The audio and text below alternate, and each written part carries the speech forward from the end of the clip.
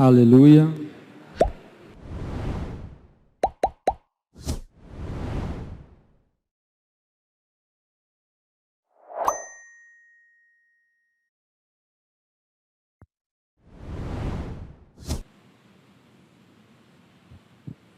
O Senhor esteja convosco.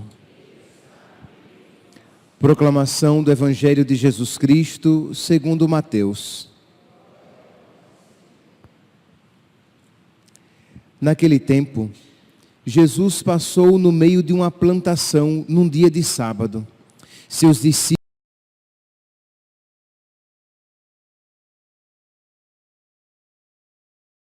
tinham fome e começaram a apanhar espigas para comer. Vendo isso, os fariseus disseram-lhe: Olha, os teus discípulos estão fazendo o que não é permitido fazer em dia de sábado. Jesus respondeu-lhes: Nunca lestes o que fez Davi, quando ele e seus companheiros sentiram fome? Como entraram na casa de Deus, e todos comeram os pães da oferenda, que nem a ele nem aos seus companheiros era permitido comer, mas unicamente aos sacerdotes? Ou nunca lestes na lei que em dia de sábado no templo os sacerdotes violam o sábado sem contrair culpa alguma? Ora, eu vos digo, aqui está quem é maior do que o templo. Se tivesseis compreendido o que significa quero a misericórdia e não o sacrifício, não teríeis condenado os inocentes. De fato, o Filho do Homem é Senhor do sábado. Palavra da salvação.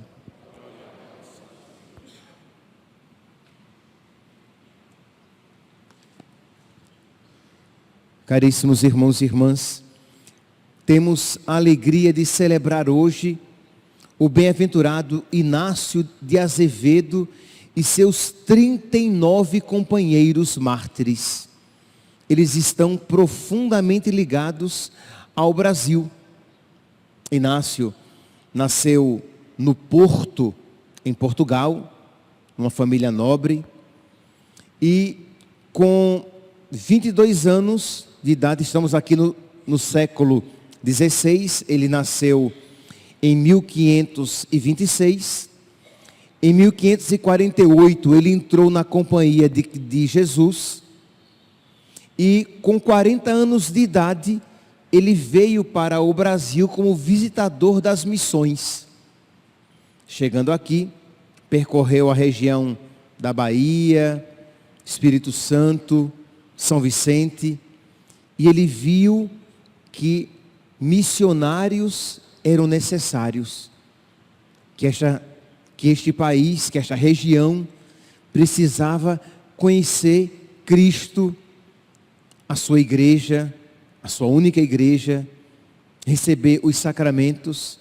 Então, Inácio volta para Portugal para conseguir pessoas que queiram voltar, para que retornem depois para o Brasil, para evangelizar esta nação. E diz que ele consegue 39 companheiros, 31 portugueses e 8 espanhóis. E meus irmãos, nunca será demais se perguntar o que foi que fez, que motivou esses jovens, porque eram todos muito jovens. O que foi que fez com que eles saíssem de lá, da sua família, da sua pátria, do seu conforto, da sua segurança, para fazer uma viagem insalubre, porque sempre era uma viagem muito complicada, as pessoas adoeciam, a alimentação era precária, conforto quase nenhum, uma viagem longa, uma viagem perigosa, tanto pelos piratas, como pelos naufrágios. E o que fazia esses jovens saírem da Europa e vir aqui para o fim do mundo? O seu amor a nosso Senhor e a sua fé profunda de que nós estávamos lidando com um caso de vida ou morte eternas.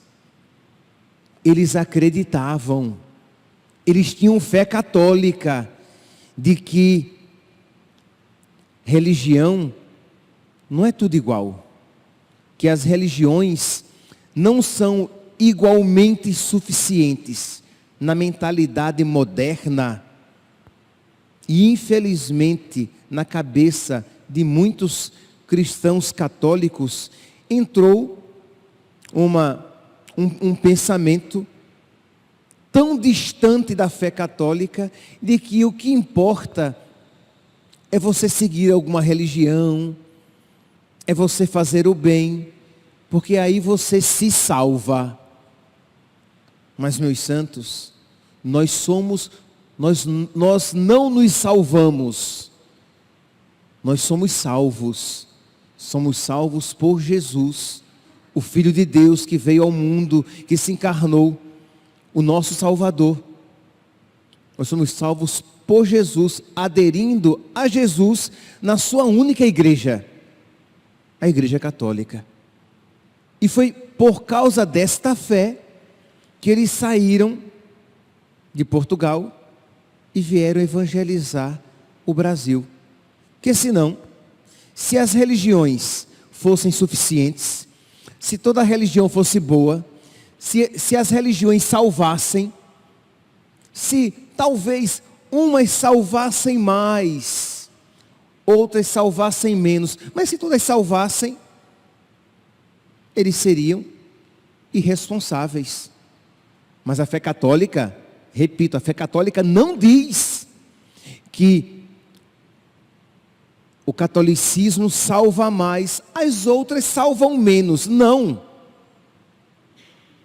O único Salvador é Jesus Cristo, que fundou uma única igreja aqui na terra. Ele é o único Salvador.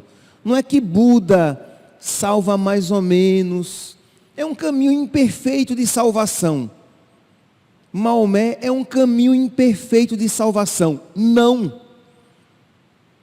Não é que é um caminho imperfeito de salvação. Não é caminho de salvação. Buda não é Deus para salvar ninguém. Maomé não é Deus para salvar ninguém. Confúcio não é Deus para salvar ninguém. Allan Kardec e o Espiritismo não salvam ninguém. Só Jesus. Não há um outro nome debaixo do céu no qual nós possamos ser salvos. É o nome de Jesus. E Jesus que fundou aqui na terra uma única igreja. Essa é a fé que nós recebemos, que está ali expressa no Evangelho. Pedro, tu és pedra, e sobre esta pedra eu edificarei a minha igreja. A minha igreja. Pois bem, então esses jovens vieram para cá por amor a Deus e por caridade à nossa nação, para nos levar ao conhecimento de Deus, para nos conceder o maior dom, o conhecimento do Deus verdadeiro, do Deus único, para que nós possamos nos unir a Deus, para que nós possamos receber os sacramentos instituídos por Jesus Cristo e deixados na sua igreja. E foi por isso que eles enfrentaram tantos perigos. Quando se saía da Europa para vir evangelizar, por exemplo, a nossa nação, o Brasil, as pessoas saíam sabendo que existia uma grande probabilidade de nunca voltar. Seja pela dificuldade do retorno, seja pela morte no caminho. Mas eles estavam fazendo algo que agradavam a Deus, que agradava a Deus. Pois bem, então eles saem e diz a história, meus santos, que eles não chegaram ao Brasil. Foram interceptados por piratas calvinistas franceses e que, quando viram os religiosos ali presentes, mataram todos eles. Diz a história que o cozinheiro, o irmão cozinheiro, foi poupado para que ele ficasse como refém fazendo a comida. E o sobrinho do capitão, que não era jesuíta, mas que pretendia ser, quando viu que todos eles estavam para ser mortos, vestiu a batina para que tivesse a honra de morrer por Cristo também. Entende aqui, meus irmãos? Ou é verdade que Jesus Cristo é o Filho de Deus e que Ele diz que quem perder a vida por causa dele vai ganhá-la, e aí vale a pena perder a vida por Cristo? Ou isso é uma balela terrível e maldita? Não há meio termo. A fé católica, ou ela é verdadeira, e porque verdadeira, maravilhosa, ou ela é maldita. Então, nós cremos profundamente que aquela fé ensinada pelo Filho de Deus é para a nossa salvação.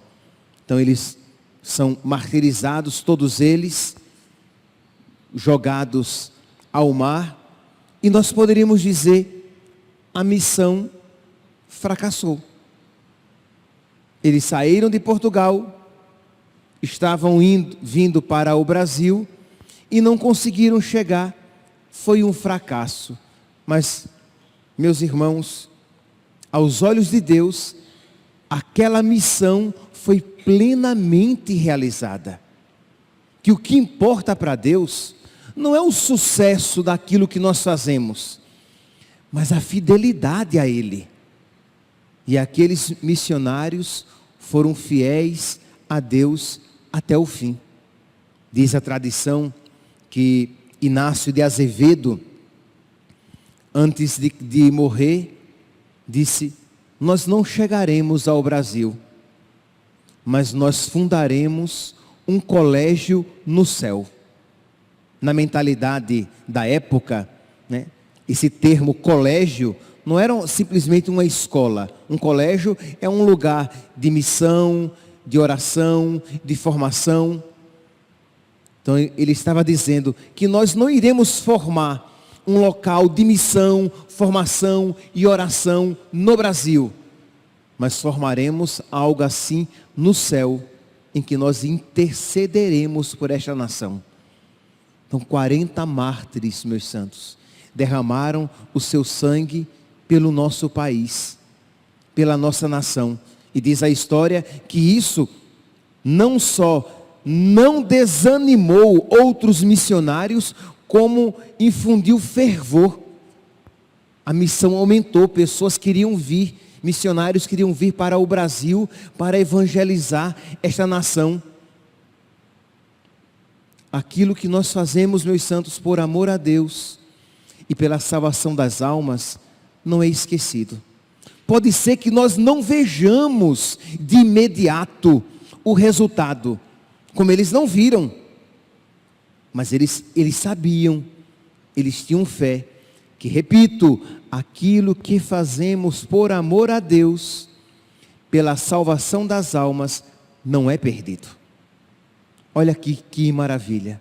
Você olha então para a sua vida, para os conselhos que você dá aos seus filhos, parece que não tem efeito, são inócuos. Você fala e parece que entra por aqui e sai por aqui. As orações que você faz, as penitências, os sacrifícios, as renúncias pela conversão de alguém, pode parecer aos seus olhos agora, hoje, sem sentido, sem efeito, sem sucesso, um fracasso. Mas Deus não deixa ser em vão. Pode ser que você não veja aqui na terra.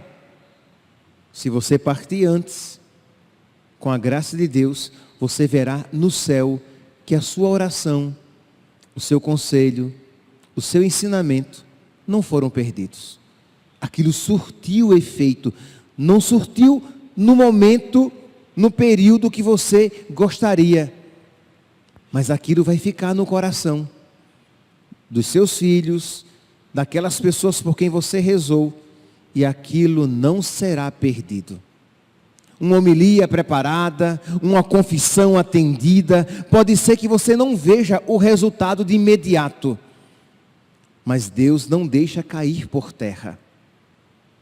Como não deixou cair por terra esta missão desses 40 homens que perderam a sua vida e que aos olhos do mundo poderia ter sido um fracasso, mas aos olhos de Deus foi um sucesso verdadeiro. A missão foi cumprida.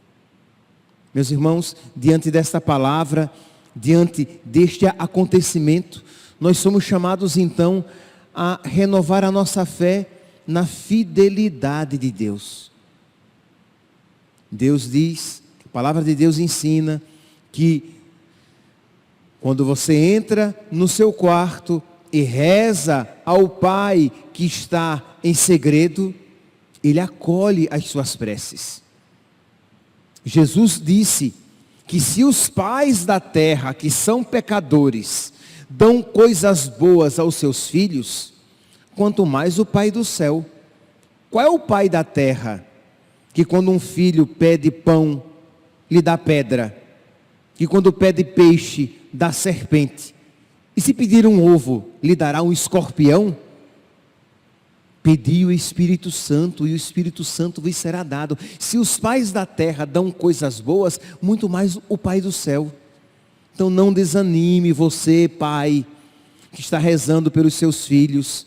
Parece que a oração está sendo perdida, que você está rezando, e aquele menino, aquela menina não muda.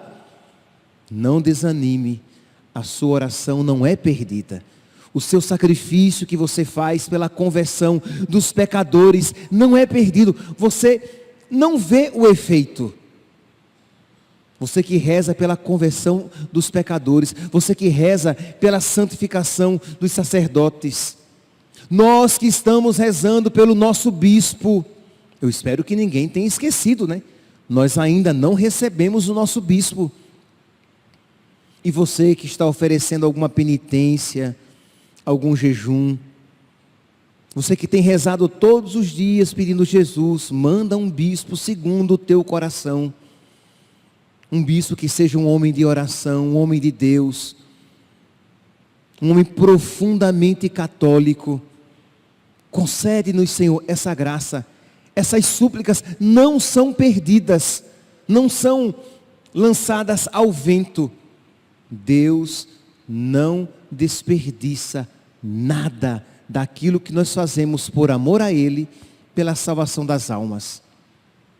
Então que nós renovemos a nossa fé nessa palavra. Que você renove a sua determinação em rezar pelo seu marido, pela sua esposa, pelos seus familiares, pela salvação daquelas pessoas aos seus olhos mais perdidas, aparentemente sem jeito, sem solução. Mas você sabe que Deus quer a salvação de todos. Deus quer que todos se salvem. É o desejo de Deus. Quando nós então, com as nossas pequenas obras, jejuns, oração, sacrifício, renúncia, nós nos unimos a Jesus, o seu preciosíssimo sangue dá um valor imenso àquelas nossas pequenas obras, porque unidas ao seu coração, unidas ao seu sacrifício. Que hoje então, inspirados, motivados, iluminados pelo exemplo do bem-aventurado Inácio de Azevedo e dos 39 mártires, nós nos empenhemos nessa sexta-feira a nos unir a nosso Senhor, oferecendo a Ele pequenos sacrifícios, pequenas renúncias, pela salvação nossa, dos nossos e do mundo inteiro. Louvado seja nosso Senhor Jesus Cristo, para sempre seja louvado.